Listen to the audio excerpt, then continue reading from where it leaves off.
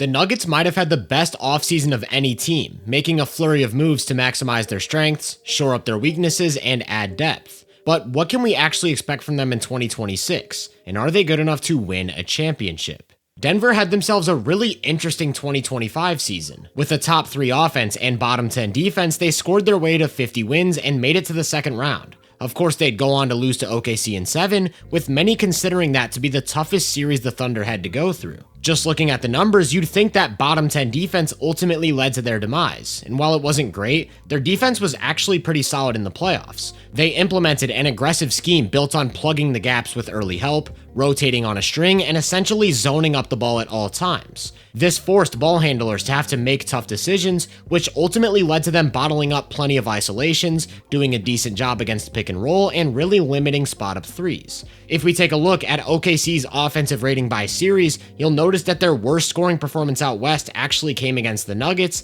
and not either of the top 10 defenses they faced. The biggest problem for Denver in that series was that they weren't producing anywhere near the level of offense they'd shown to be capable of. After reaching a historic 120 offensive rating over the season and giving an elite Clippers defense 116, they completely fell off a cliff against the Thunder, and that was the result of a few different issues. Firstly, OKC was simply one of the best defensive teams we've ever seen. Between their options at every position and their versatility, not just in terms of scheme, but also lineups, they had an answer for literally everything the Nuggets tried to do. Secondly, the Nuggets couldn't take care of the ball. Again, some of that was OKC's aggression and elite defensive playmaking, but some of it was also a lack of ball handling talent on Denver's part, at times leaning on Jokic to be a full-time point guard for the offense. Even more of it was a lack of passing talent. The Thunder were able to get away with putting guards and wings on Jokic consistently, knowing that the Nuggets wouldn't be able to get him the ball deep in the post. Then the third and main issue was that OKC took advantage of Denver's complete and utter lack of shooting.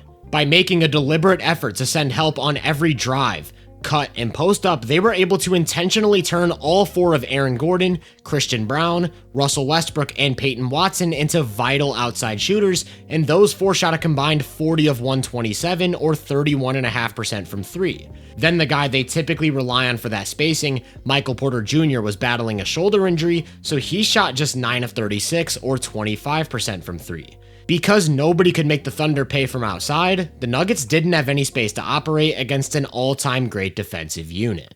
Along with basketball and content creation, another big passion of mine is the gym, and between working out, watching sports, and pumping out these videos, I really don't have time to cook for myself. Fast food is always an option, but that doesn't exactly align with my goals in the gym, so imagine when I found out about Factor. With Factor, in just a matter of 2 minutes, I can get a fully prepared meal on the table without worrying about preparation, cooking, or cleaning up. Just simply unbox, heat it up, and enjoy. The meals are fresh, never frozen, and there's a ton of variety. Maybe I want a high protein meal. Maybe I want calorie smart. Maybe I'm craving seafood. And Factor gives me the freedom to both choose and customize the meals. Eating clean has never been easier for me since signing up for Factor, and that's why I'm super excited to partner up with them to bring you guys a special offer. Head to Factor75.com or click the link below and use code HoopVenueFB50 to get 50% off plus free breakfast for a year. You heard that right. That's code HoopVenueFB50 at Factor75.com for 50% off plus free breakfast for an entire year.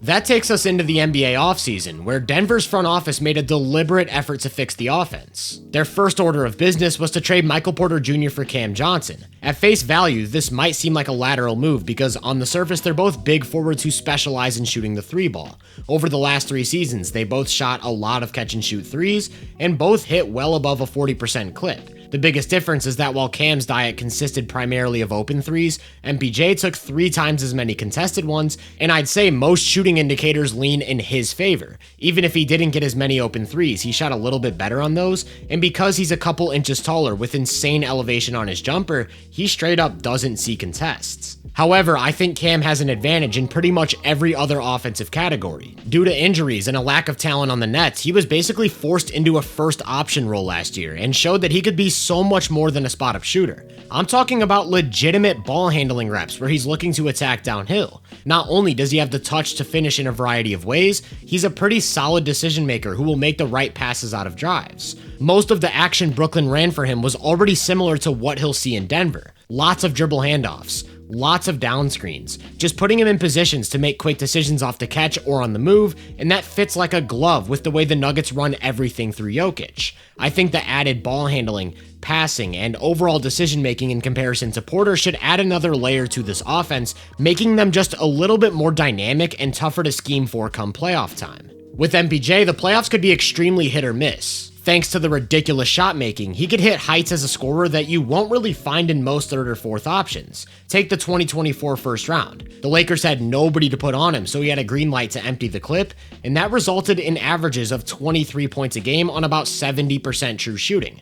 But then in the very next round, you could see how his one-dimensional approach also gave him an extremely low floor. The Wolves had size and length, his shot went cold, and he averaged about 11 points a game on 49% true shooting. Or even go back to the NBA Finals in 2023. They won in 5, so it's somewhat overlooked, but again, we're looking at 9.6 points a game on 39% true shooting. For a player whose value is primarily determined by scoring output, this leads to quite a few instances where you wonder if it's even worth keeping him on the floor to close games. I just don't view this as a problem they'll run into with Cam. He might not have the difficult shot making to hit those heights that Mike did, but because he's more dynamic, he'll always have a spot on the court. Then on defense, neither are anything to write home about. Porter offered quite a bit as a weak side rim protector due to his size and athleticism, but he lacked the foot speed or strength to really make a difference as a man defender. Whereas Cam's a lot lighter on his feet, better at containing the ball while not offering as much on the interior. So all things considered, I'd expect Denver's starting 5 to be more or less the same on defense. For all of the differences in their games though, I'd say the biggest variable in this trade is the contracts. Porter's salary for 2026 is $17 million more expensive, and that opened up the floodgates for the Nuggets to then make a flurry of moves.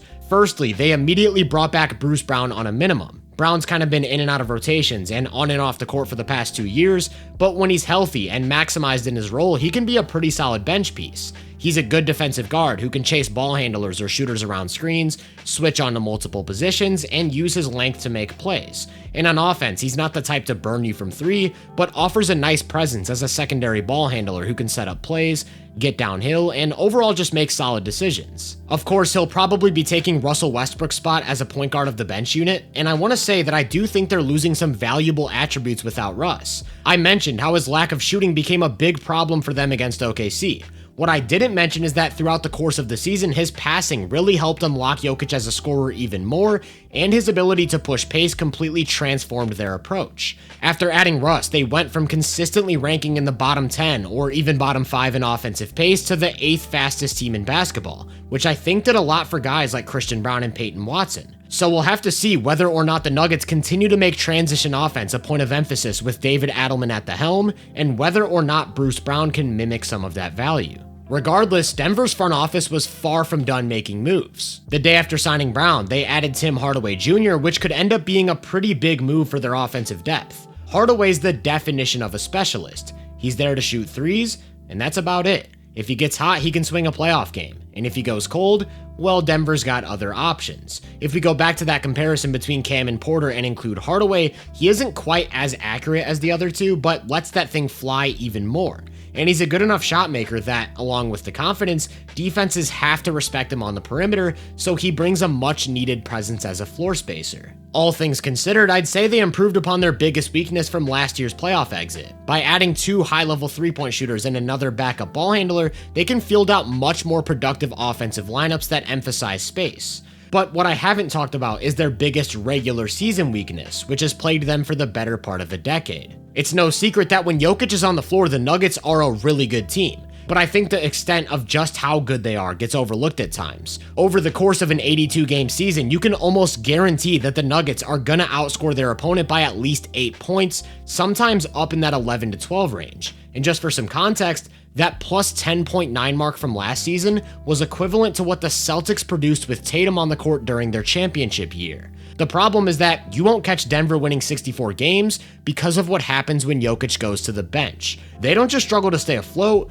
they nosedive off a cliff, consistently performing like one of the worst teams in basketball. There are a few factors at play here, notably the team's reliance on him to create almost everything on offense, but at the forefront has been their lack of a backup 5. In 2021, most of their backup 5 minutes went to JaMychal Green, a 6'8" power forward. In 2022, they had DeMarcus Cousins for 31 games, and during that time, the non-Jokic minutes actually weren't all that bad, producing a 116 offensive rating and near neutral net. Since then, it's either been small ball, DeAndre Jordan, Thomas Bryant, or most recently Dario Saric. But in their last move of the summer, they got rid of Saric for Jonas Valanciunas. Jonas doesn't offer a ton of versatility, but what he does offer is this pseudo-Jokic style of play that should allow the Nuggets to at least survive during those minutes. He's huge, he's a monster rebounder, he can pass, he can screen, and he's very quietly one of the best post scorers in the league. What else could you ask for from a spot backup 5 for 13 or 14 minutes a game? And if you're worried about the lack of defensive versatility, well, they can still go small with Aaron Gordon or Peyton Watson at the 5. Speaking of Watson, one underrated aspect of the Nuggets is how much room they still have for internal development. I actually think Watson's role was miscast last season. Because of Denver's lack of on-ball defense, he was expected to be a primary wing defender off the bench. And while he's not incapable of doing those things, to me, he's clearly at his best behind the play. Between his activity, length, and athleticism, he's on a short list of the top non-big rim protectors in the league. By adding Bruce Brown and Cam Johnson as improved man defenders and losing MPJ as the primary backline guy, Watson should be enabled to showcase that ability even more. And because they also improved the shooting, his lack of floor spacing could be a bit more tenable come playoff time, so don't be surprised if he's got a bigger role in year 4. Another fourth-year guy is Christian Braun. He already sort of took that leap last season, but this will be year 2 for him as a full-time starter, and there could be some more room for growth as an outside shooter, slasher, and point-of-attack defender. Julian Strawther and Jalen Pickett are both entering year 3, each had moments off the bench, while De'Ron Holmes has yet to play in a single NBA game. All that's to say, this lineup is deep. I feel really good about their top 9. I think the starters are a little bit better. I think they've got more offensive firepower coming off the bench. They finally have a backup 5, and that 10th spot is really up for grabs on any given night depending on the matchup or who's hot. It's as simple as just not overthinking it. Last season, the Nuggets won 50 games, and that includes the 4-8 record they had in the 12 Jokic missed. Then they went into the playoffs, knocked out a really strong Clippers team before pushing the NBA champions to 7. And instead of settling, they instantly got active in the offseason, improving their starting lineup while adding a few valuable bench pieces. And for those reasons, I'd say I'm pretty high on them. They've got the shot making, offensive versatility, and size to overwhelm just about any opponent, and they have the best player in the world. But they're not perfect. The on-ball defense and rim protection still leave a little bit to be desired, and I do question what type of shot creation they'll be able to get from the perimeter if Bruce Brown can't fill Westbrook's shoes. I'd still say they're an average to slightly below average defense, not too different from what we saw last year, but I'm all in on the offensive upside, and as of right now, they'd actually be my pick for the league's best offense. For that reason, it's tough for me to see them winning any less than 50 games, and if those non-Jokic minutes are even close to neutral, they could be pushing 60. Come playoff time, it's matchup dependent, and I wouldn't be surprised to see another Western Conference juggernaut knock them out in round 2, but they're still in my inner circle and one of a few teams who I'd say have a legitimate shot at a championship. Will one of their young guys take a leap? Will the added shooting be a game changer? Can Jokic win his 4th MVP? Only time will tell. But one thing I feel confident saying is that we're about to witness, up until this point, the best Nuggets team of the Nikola Jokic era.